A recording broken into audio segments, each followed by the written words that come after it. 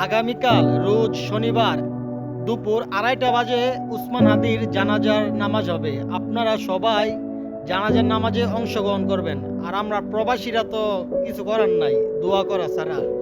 তবে দুইটা কথা বলি, আমরা অনেক নেতা আসবে যাবে, কিন্তু উসমান হাদির মতো এমন কণ্ঠস্বর, এমন এমন নীতিবান, এমন স্বৈরাচারের বিরুদ্ধে যে নিজেকে অটুট রেখে যুদ্ধ করেছে, এমন নেতা আর আমরা কখনো পাবো না।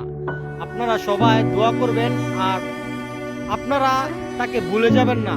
আর তার যতদিন পর্যন্ত বিচার না হয় ততদিন পর্যন্ত আপনারা আন্দোলন চালাবেন না। তার সঠিক বিচার যেন তার ফ্যামিলি পায়, সেটার একটা ব্যবস্থা বাংলাদেশের সব জনগণরা মিলে করে দিবেন, এটাই আপনাদের কাছে চাওয়া। সবাই তার জানাজার নামাজে অংশগ্রহণ করবেন। আবারও বলি, রোজ শনিবার আগামীকাল দুপুর 2:30 বাজে।